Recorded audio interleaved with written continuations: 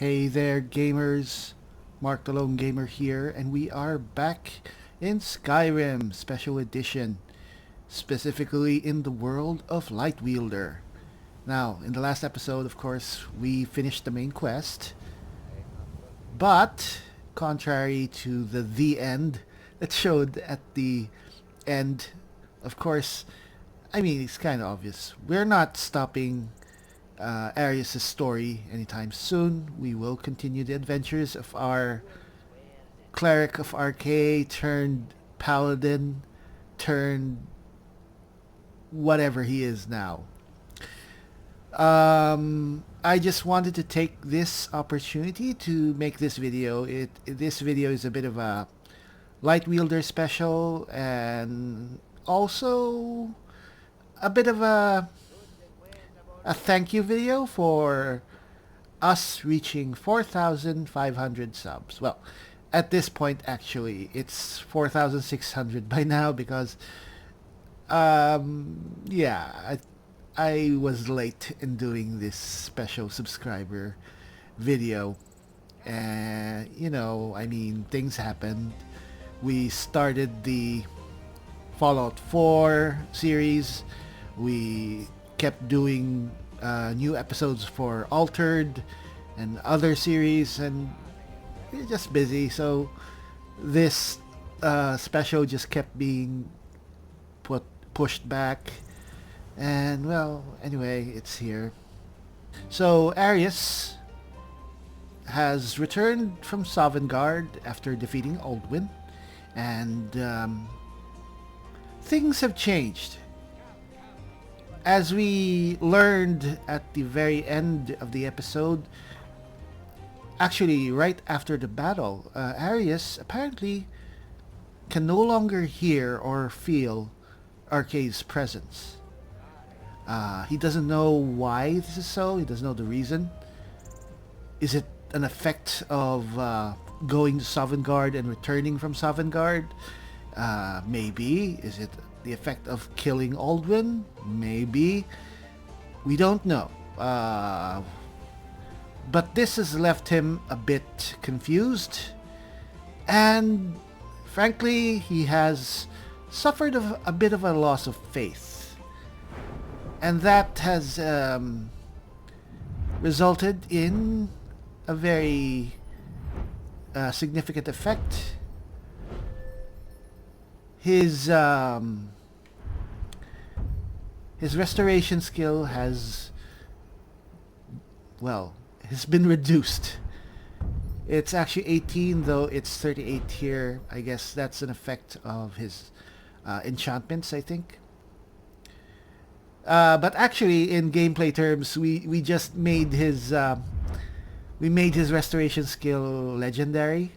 So it was returned to actually 15, but we've gotten a few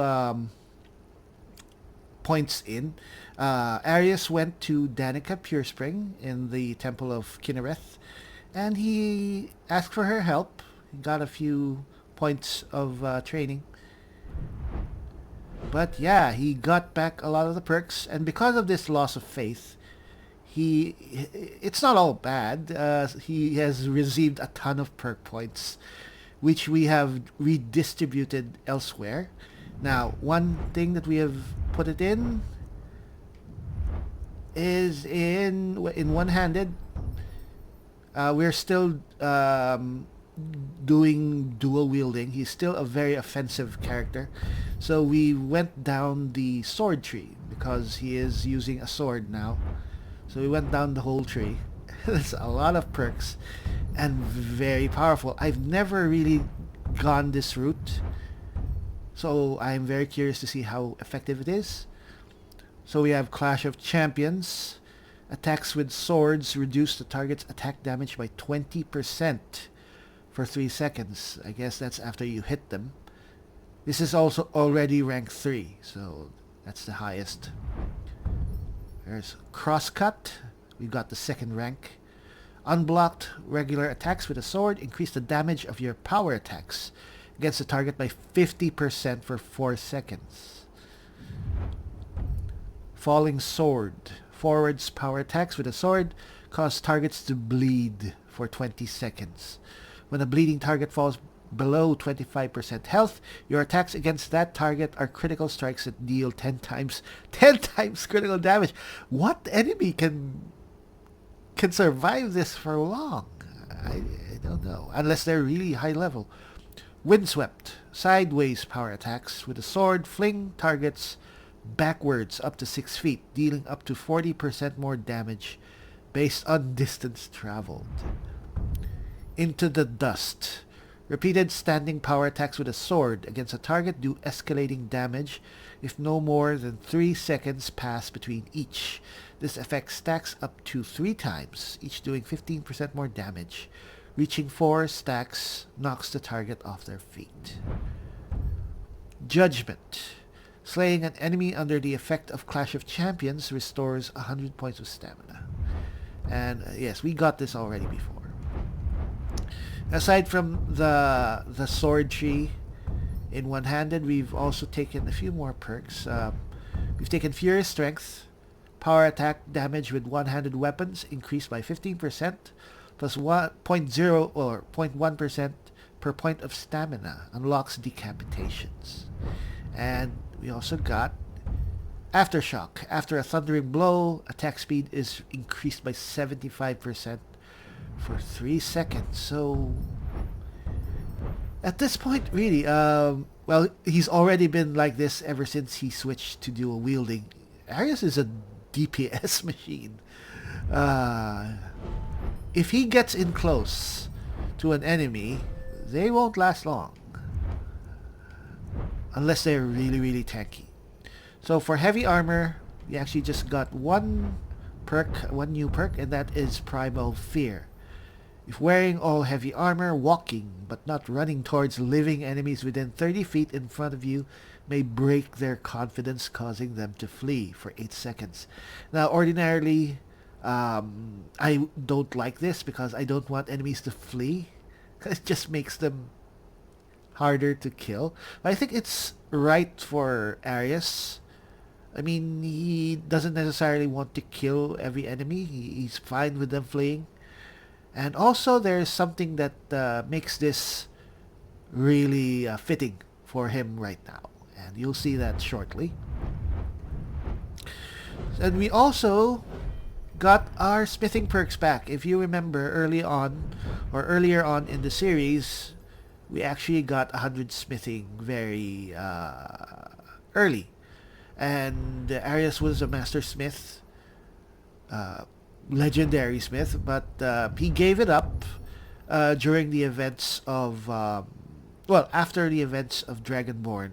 He used the power of the Black Books in Apocrypha to sacrifice his smithing skill and put it all into heavy armor, or I think and in one-handed, basically to make him more offensive.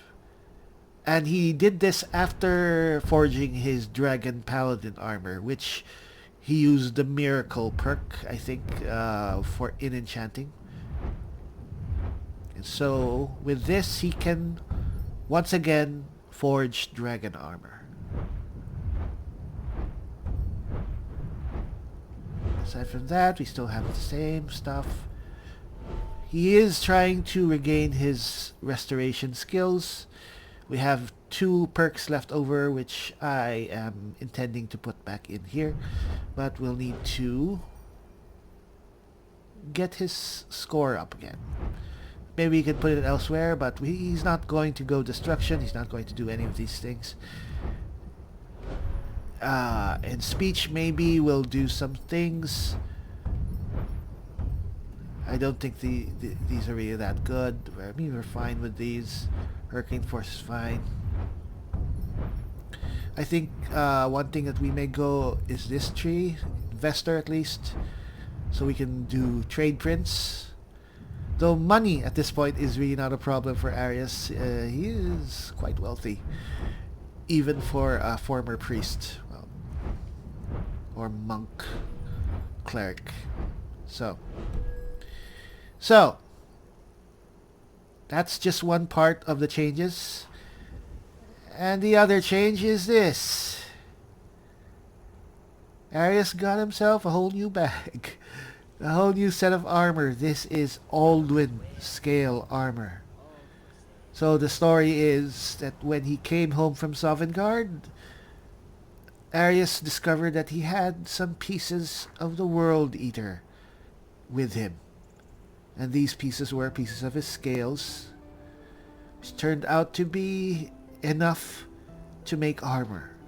I guess, well, it's magical. Maybe the small fragment of Aldwin transformed the dragon bones in his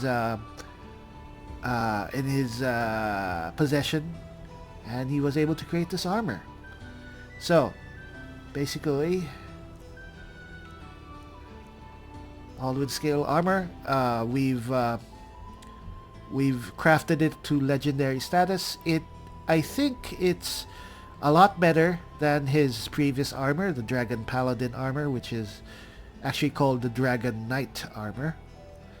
However, the enchantments are a bit different.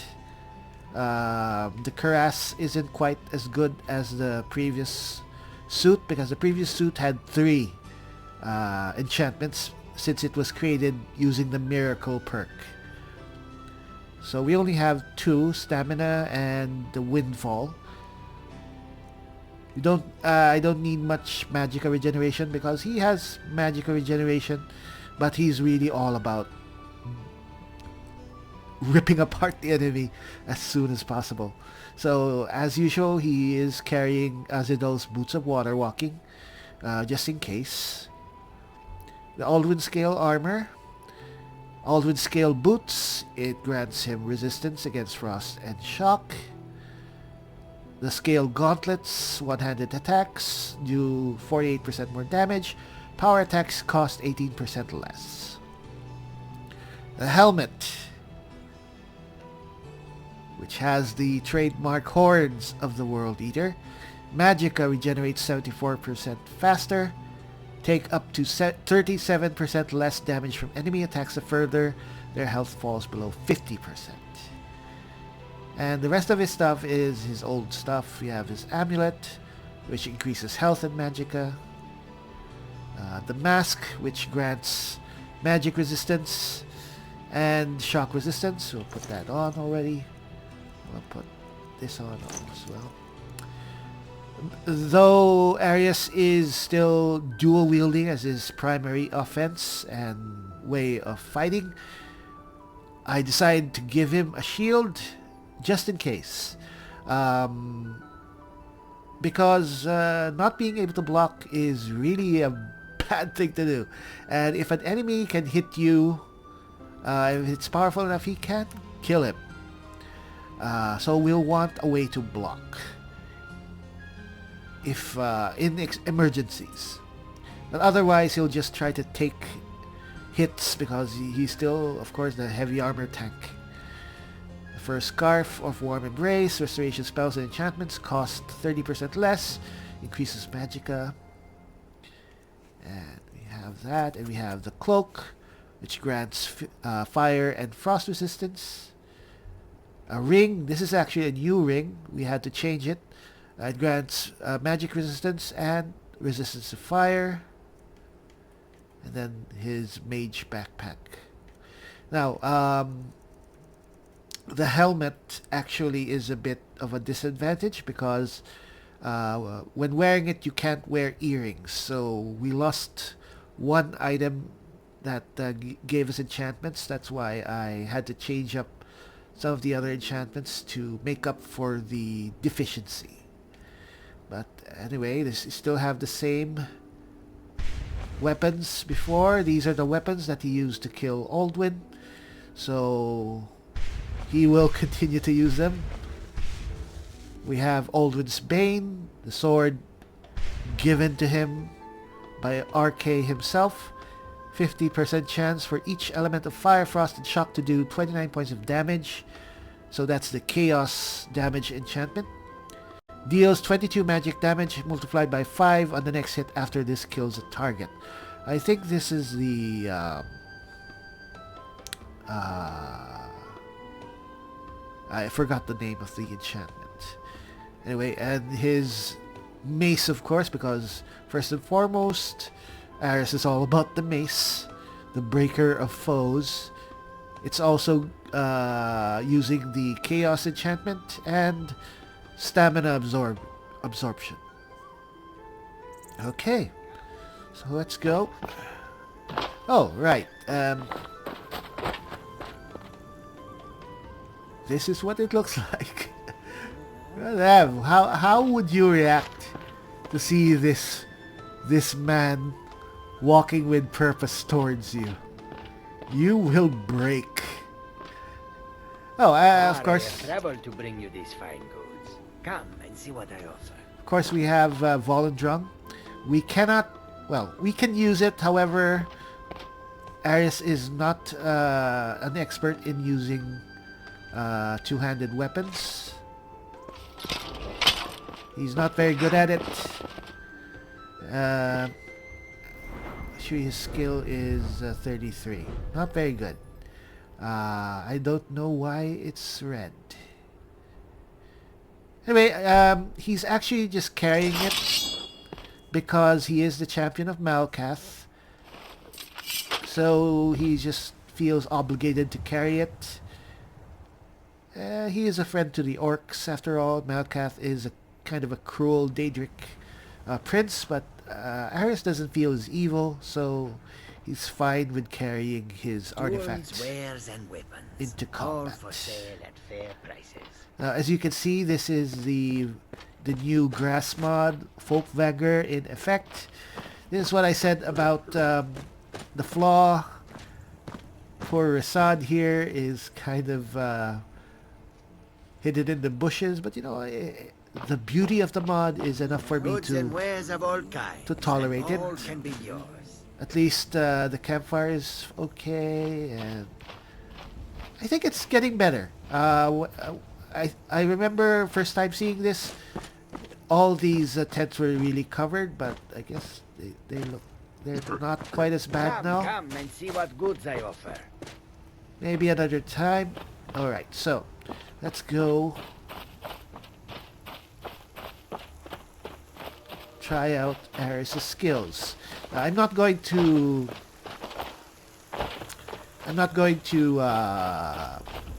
put whatever he does in this video into the series. We're not going to save the progress.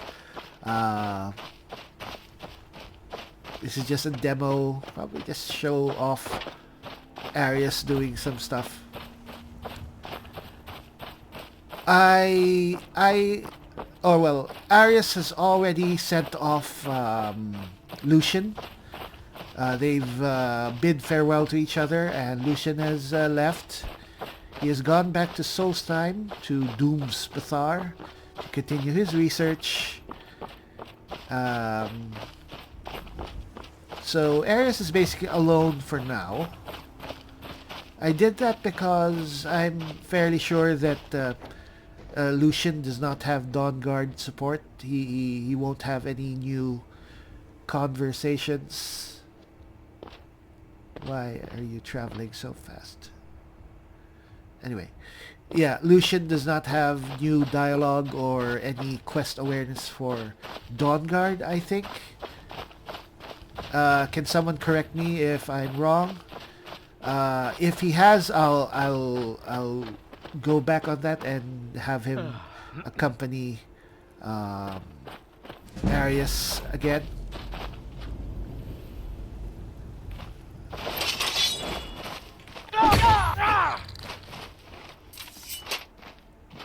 Because if he doesn't have anything new to say and he's not really going to react to the quests, it kind of will break immersion, because we are going to take on Serana, who will have new dialogue, since we do have the additional dialogue mod for Serana. So I think the Dawnguard chapter will be mainly him and Arius and Serana interacting.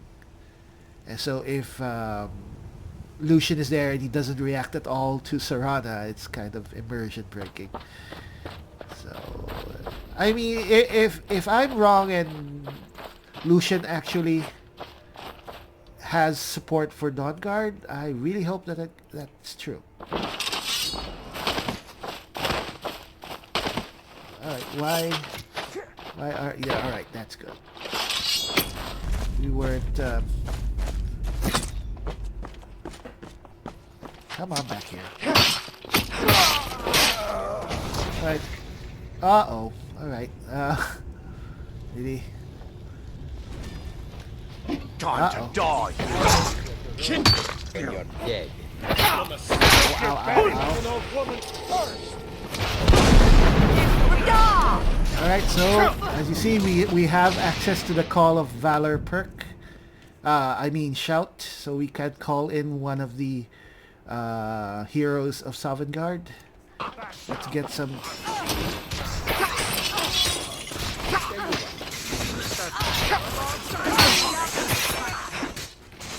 Alright, we're still alive.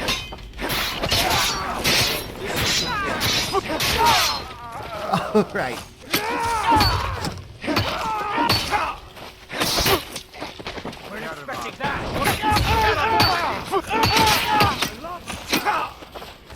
Alright.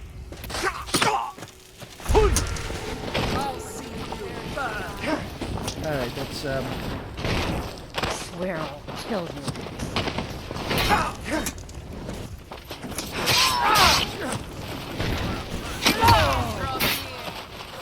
I won't go down so easy.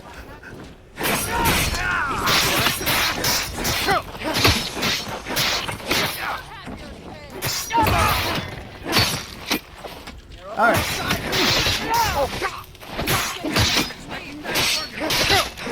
I may be old, but I can put up a fight. I'll carve you into pieces. Alright, they are damaging us a Think you bit. can take me? Let's try to get a bit of space.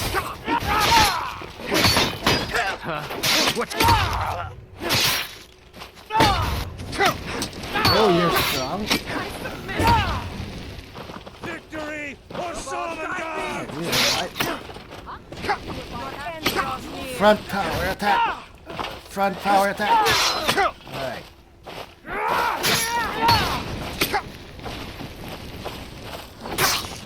Alright. Let's do something special.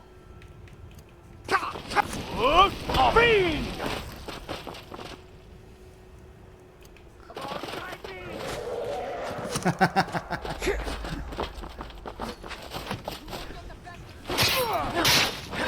Give up on your true lords! Never back down! And there he is. Our friend Odaving. Uh-oh, we are damaged. I've got some fight left in me.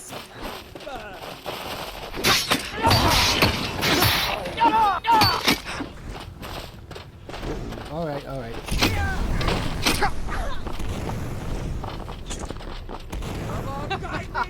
Think you can take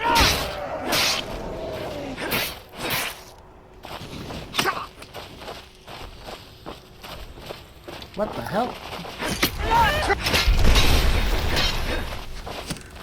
Alright. Thank you. Odaving. I'll see you burn. Hey, don't hurt my dragon.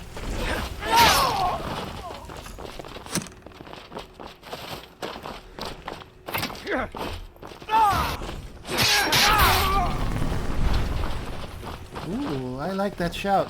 But why? Careful where you aim your shout. Is that it?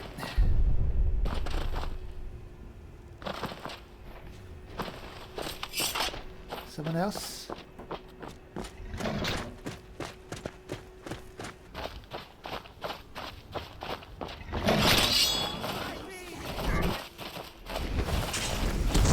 Come on, let's finish this up. Whoop. Alright, get off my sword. Is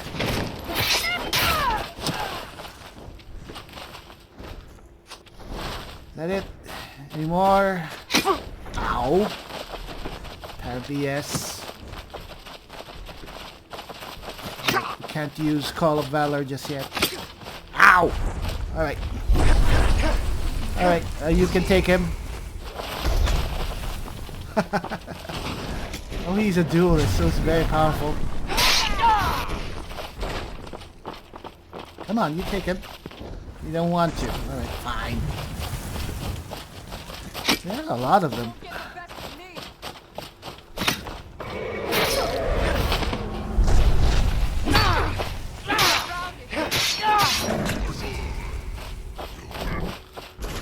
Right, you're Odoving, right? Yes, you are. Thinking maybe it wasn't him. Whoa, you're dodging. Alright, you're dangerous actually.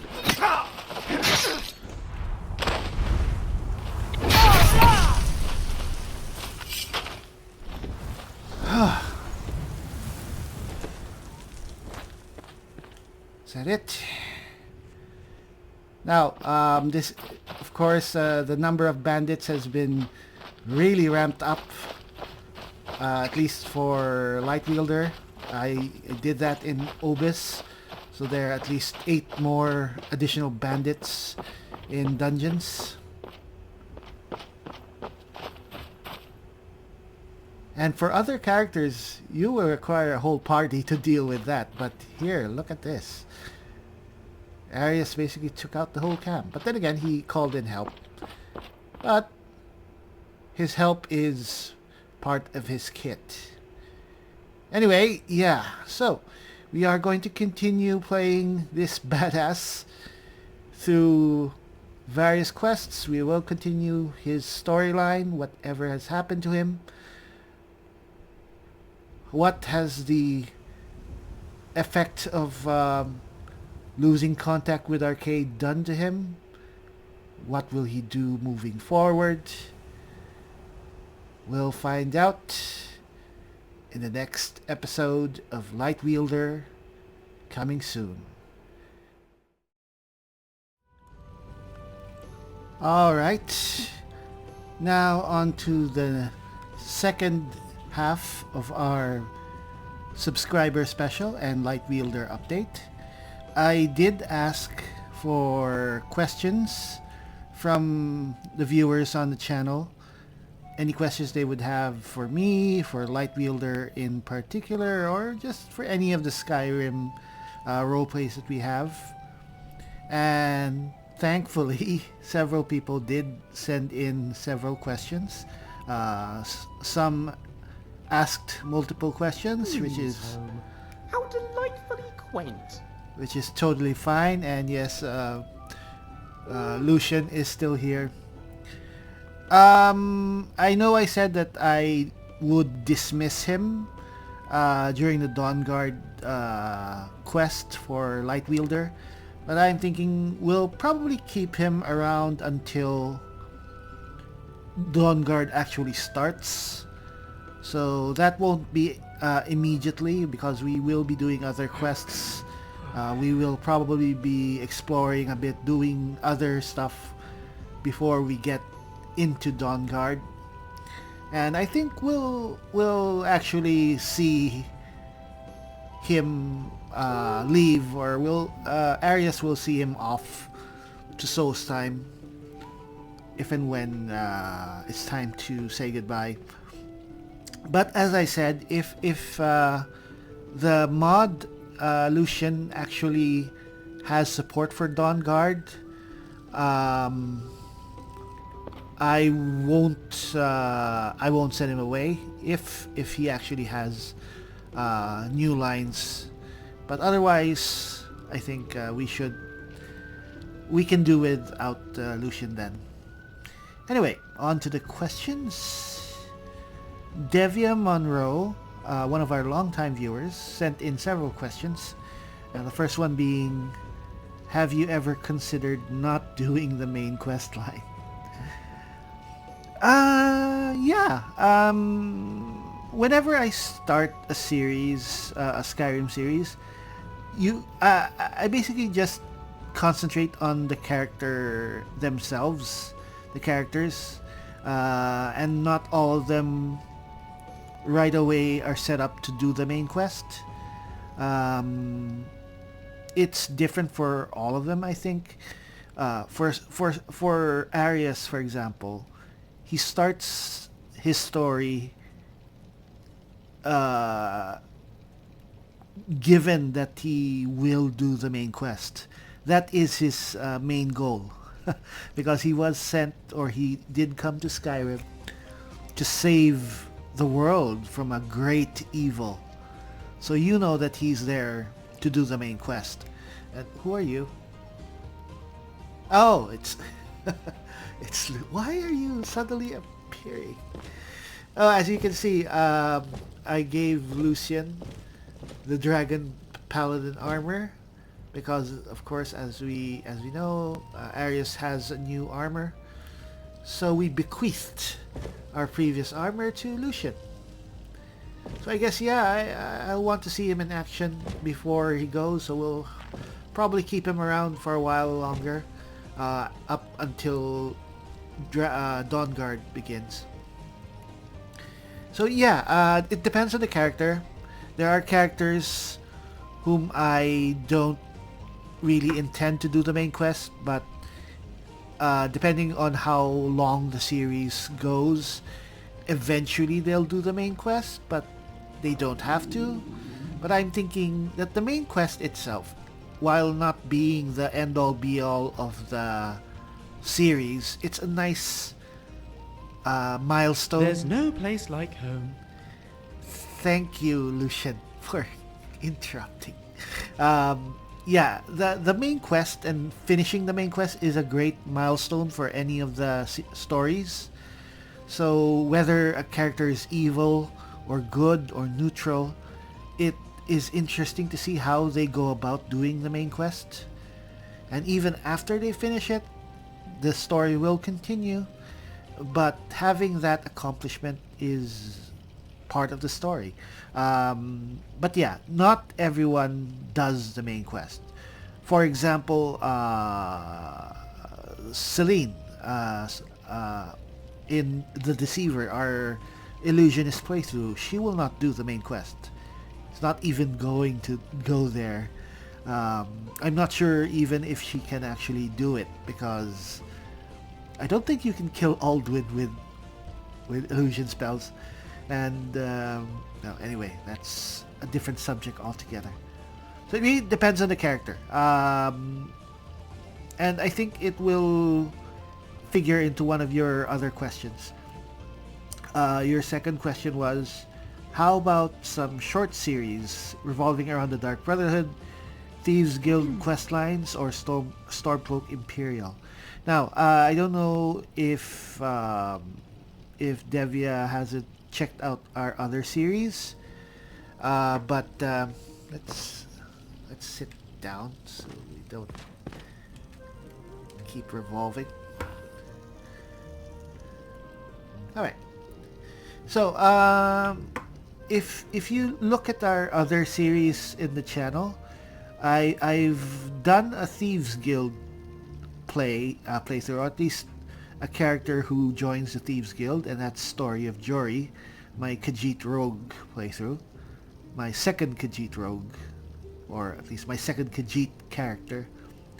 My Stormcloak playthrough is Crom the Barbarian, who did not do the main quest because unfortunately that and all my original Skyrim series all ended due to technical problems.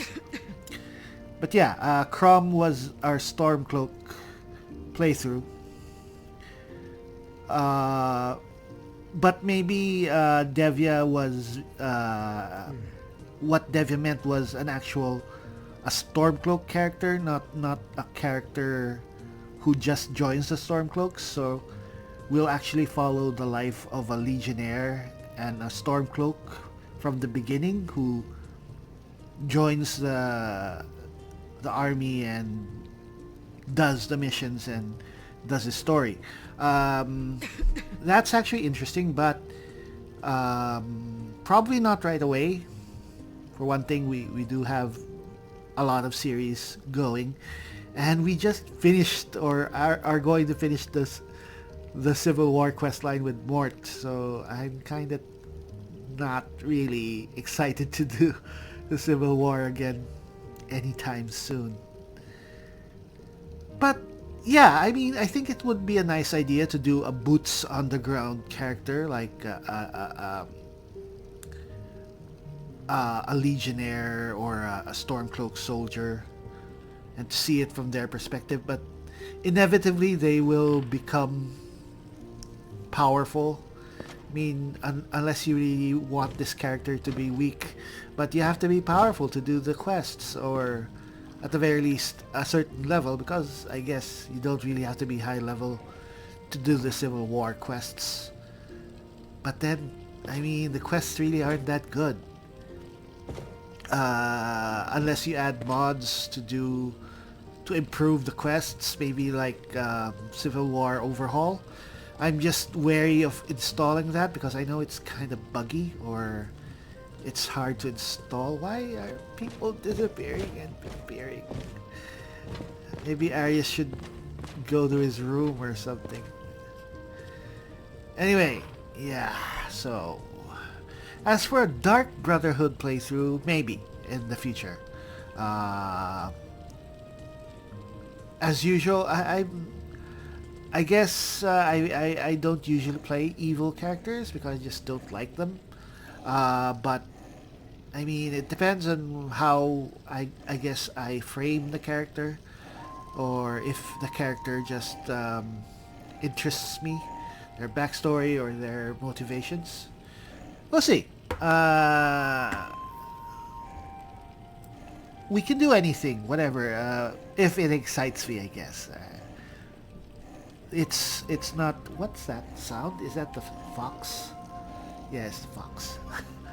Lucia's pet.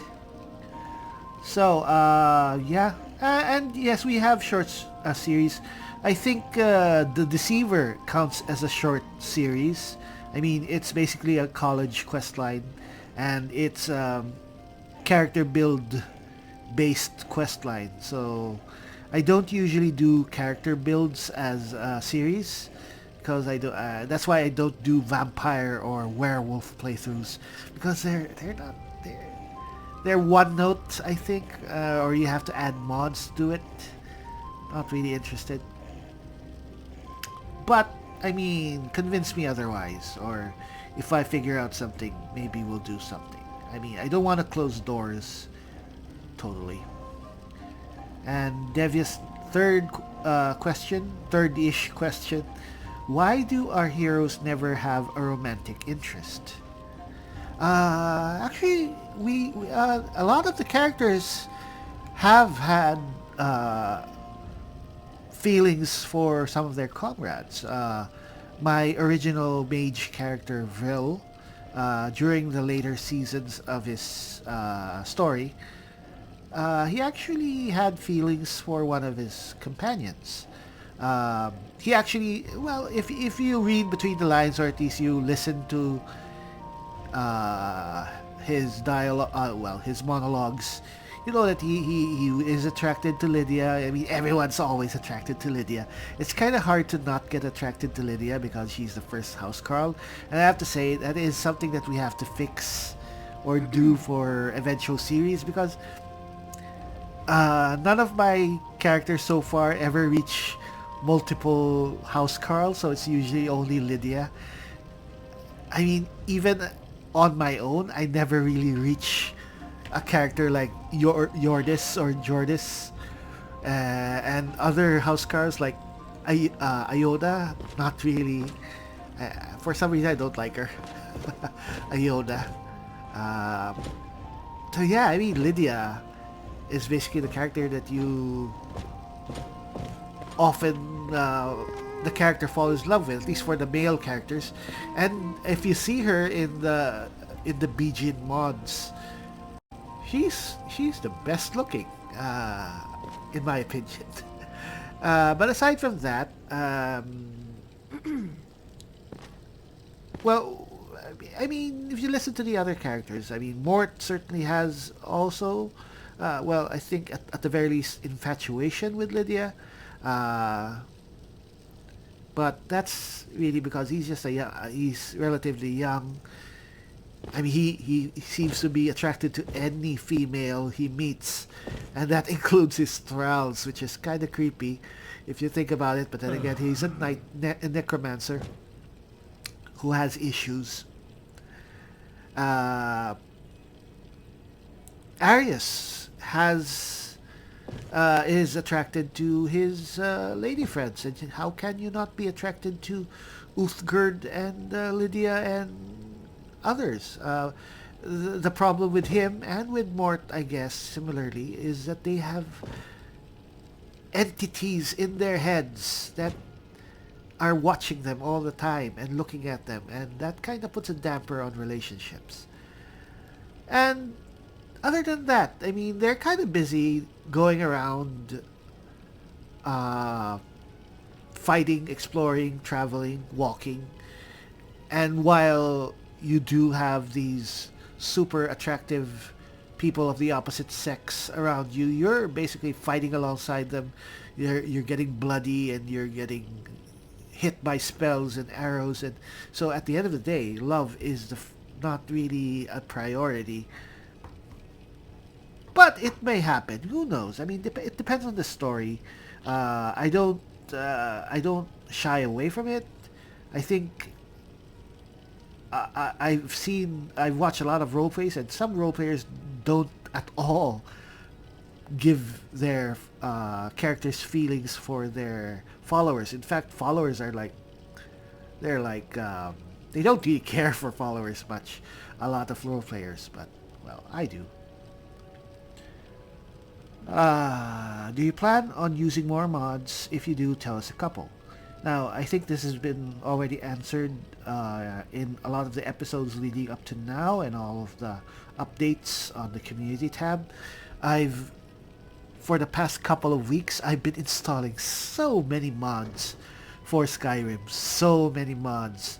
Some of them are just stealth updates. Some are texture mods to fix, just to adjust some of the characters, to improve the character models, the looks, the graphics. The latest was Folkvanger, which is the grass mod. That was the first ever I've installed a grass mod. And I love it. It just makes the game so gorgeous now. I've installed a lot of animation mods, some weapon or armor mods, and a lot of gameplay tweaks. Now you can see it all under the mod list. Under the playlists, I always update playlists. One or two mods might escape my attention. I might forget to put them in, but for the most part, they should be there. Have you considered redecorating? Don't look at me like that. It was just a suggestion. I think there's still room for more mods. I don't want to just place anything, and I have to be careful. I do want to try quest mods. Probably not something huge like Falskar. And Falskar, I don't think people really like watching that. I mean, and I don't like playing it. I tried playing it before. It's kind of boring. And it's just an extension of the vanilla game. Not really that great. And I'm kind of over it. The same goes for Helgen Reborn. It was a really good mod, but I think I played through it at least a couple of times already, so yeah. I mean, if anyone there has suggestions for quest mods, they're really good, but and are polished, maybe I'll give them a try. One more question is, which one is your favorite series? Did you enjoy playing some characters more than the others? Okay, this took me a bit of time to think about. And I think of all the characters, if I just had to choose one, I'd say the most interesting for me to play, to voice, Oh, I do love a cozy home, don't you? is Lucian. No, it's not Lucian. Lucian. Yes, my friend? Nothing. I'll be right here. Yes, I know you're right there.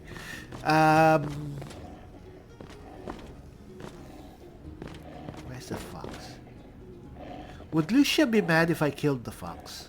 Yes, probably would. Alright. So, which is your favorite character? As I was saying, the most interesting, I guess, for me would probably be Mort. Yeah, Mortis. Because, for one, I think the concept of a split personality or a character with a voice in his head that you actually hear. So I'm basically playing two characters in one. Was both challenging and it's also very entertaining. And usually, as with all my role plays, I don't have a script. Basically, I just go with it. All the monologues and voices done on the fly, and it's really challenging to do Mort. But it's really fun to do it because you have to try to be funny. You have to be light. But you have to keep their characterizations and try to keep their exchanges as snappy as you can get. And I have to figure out as well what's Tiss's end game, because you know that he's always planning something and he has something planned. What are their end games? And they both value each other as friends and comrades, but you know that there's also tension between them. Aside from that, gameplay wise, Mort is our mage, and it's just so fun to use him. And he's at the phase where he uses thralls, and it's very fun to just collect thralls and just use them as your small army. So it's really it's fun. Yeah. If I have a second character, I guess Arius would be a close second because of his character. I mean, well, he is the most popular character on the channel, and that just speaks for itself. And he is so damn badass, especially now. All right. I guess the last question from Devia would be, loyal fans would very much like to know the person behind the voice of our heroes. Maybe share something about yourself. I think I've already talked about myself in the first subscriber special. If only we had some way to decipher the runes on that lexicon. The secrets of the Elder Scroll would be ours to read without fear. Perhaps one day. Yes, one day. Yeah, I've talked about myself, and nothing really has changed. I live in the Philippines. I'm Filipino. I've lived in here all my life. I have never really traveled. I've traveled several times overseas to other countries, usually for work. Never been to the US, but I don't plan to. Might be in the future, depending if the pandemic ends or whatever, because we do have family in the US and Canada. Excuse me. Come on, Lucian, shut the hell up. But I guess to give a more updated picture of my life. For the past several years, I've been working from home. I used to work in advertising. I did start when I started the channel. I was in advertising, and internet was really bad then. So I depended a lot on the internet at the office to upload, which is kind of a bad thing. Fortunately, these days, the internet at home here in the Philippines is so much better now. So it's so much easier to upload videos on YouTube. And internet is also a lot more affordable. And since I'm home more, I mean, I'm basically home all the time now. So it's much easier and to upload more content. And I do need to do the channel for myself because I do need a creative output. I do need things to do. I don't want to just play video games all day or watch YouTube channels all day. So it's nice to have something to occupy my time, to be productive in between work. I do get work which usually comes in at certain times every month. And that keeps me busy and helps pay the bills. And I got no complaints. It's okay. I'm doing fine, and hopefully it will continue that way. Aside from that, yeah, I just want a lot more people to discover our videos, to appreciate, to watch our videos. But right now, I am happy that somehow we are still getting new subscribers and we are getting people, and we do have several patrons on Patreon who are supporting us every month, for which I am really appreciative for. And because of that, I am driven to really post videos as often as well as possible, to post as much high quality content as I can. And we will continue doing that as long as we can, okay? The next question from another viewer. We'll move on. So, the next question is from Silu 785. Any new quest mods or followers for Arius? You know, when I add mods, whether it's a follower mod or quest mod, it will spill over for all my Skyrim series, because all of my Skyrim series are shared on one PC after all. So it's just a matter of the character going there or finding that character, that follower, or going on that quest. Arius is in the late game, so I don't think it's good for him to take any more followers, especially characters who, for example, Inigo. We made it a point for him to never meet, because for one thing, their stories will never match up, because Arius is just so different. He's not a mercenary. There's no way, and I think for him, he'd never go with Inigo's story, and he wouldn't want to make Inigo serve him for a lie. So maybe that's my thoughts on his character. So I guess Inigo probably would not fit him. Also, at this point, there's no point in getting them because we've missed the whole main quest, a lot of the quests. So that's a lot of the benefits of taking on followers. So these new follower mods are more for the other characters, and fortunately, a lot of our other series are still early. So follower mods for them will be more a benefit. For example, for Altered and Starbow, and I guess even Mortis, because though Mort's series has gone on for over 100 episodes, he still hasn't really gone that far. So we can still put in some more followers there.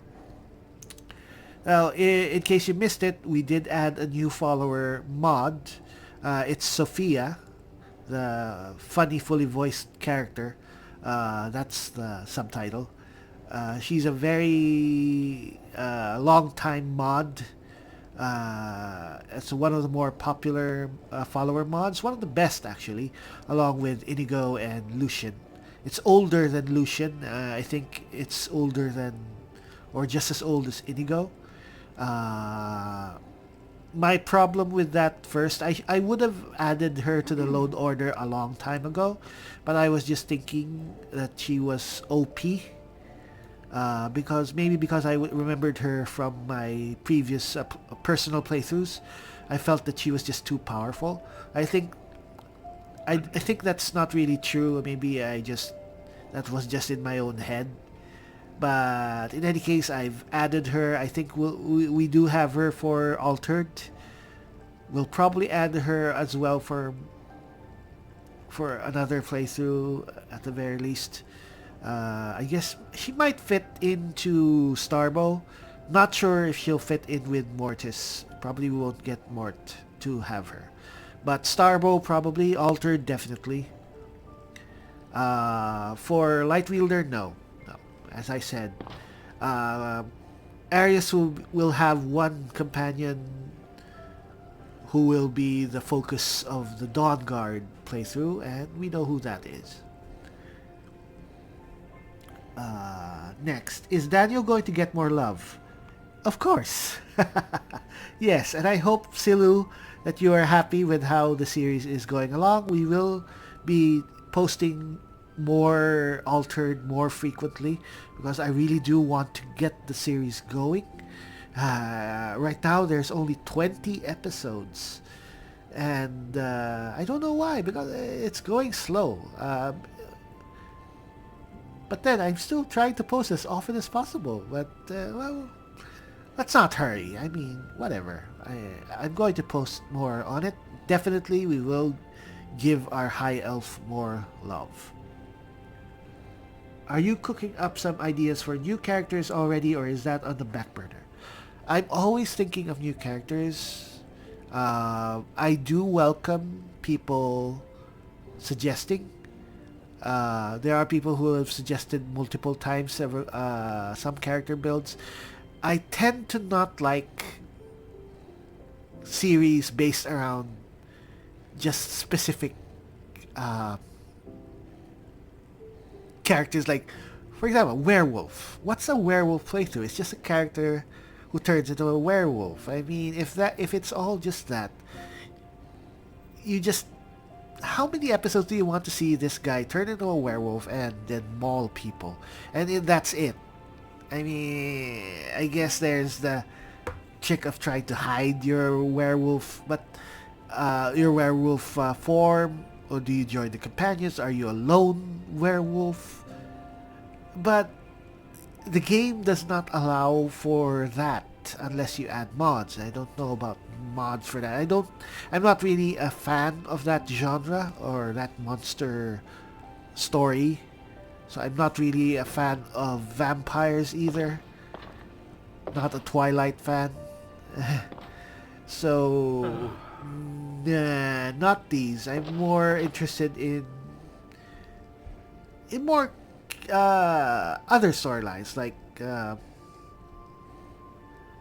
well, it depends. Yeah, I mean, we're always thinking of new storylines, and if and when I think of something that intrigues me, I'll probably think about it, and if it sticks in my head and I'm still thinking about it for several days, I might go through it, and we'll see. The thing is, right now we have several series running. I don't want to overload myself, and unless I put one of the series right now on hold, I won't be adding any new ones unless it's a really, really good series. So yeah. And the last question from our third viewer who sent in a question. This is from Valerio D'Alessio. I'd love to hear your wish list for the next Elder Scrolls game. I do try to keep updated on the next Elder Scrolls. I mean, it's supposed to be Hammerfell, right? So it's the land of the Red Guards. So I guess it's more of a desert place. Well, I'm hoping they don't make it. I hope there's still a lot of variety in characters and races. Don't want to see all Red Guards. I mean, I hope there's still representation of the various characters. I'm not too hot with all desert.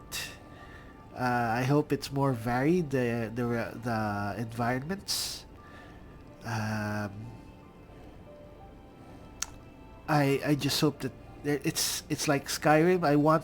I hope that it's just as detailed.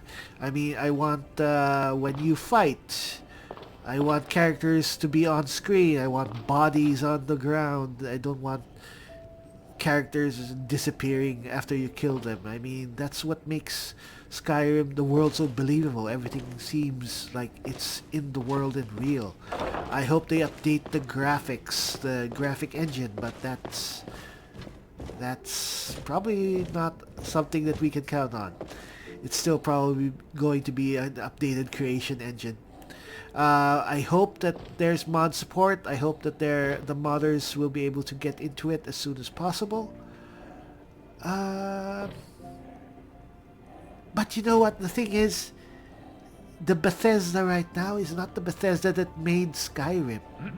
Skyrim, I believe, or at least Fallout 4 was the last great game from Bethesda. And since then, they've changed a bit. I mean, after seeing what happened with Fallout 76 and the shit that they did with that, I am really scared at the quality that may come with Elder Scrolls 6. But you know what? Well, whatever happens, it's going to be something that we are going to play, and hopefully we don't have to wait for a long time. I do want to see it within the next 5 years at least. But till then, I guess we have Skyrim, and Skyrim looks amazing even now. And till then, I guess I hope that everyone here continues on, and I hope to get more subscribers. Maybe we'll do a 5,000 or 6,000 subscriber special in the future. And yeah, that's it. So I'd like to wrap this up by thanking our viewers, Devia, Silu, and Valerio, for sending in their questions. I'd like to thank everyone here on the channel, my patrons and the viewers, the long-time viewers, our new viewers, the hundreds who joined this year, and the hundreds who joined in the past couple of years, who joined when Lightwielder began and are still here watching Ares' story continue, and it will continue soon. I am very looking forward to continuing our stories, our new stories, our current stories, and the stories to come. It's been Mark the Lone Gamer, and I'll see you all in the next video.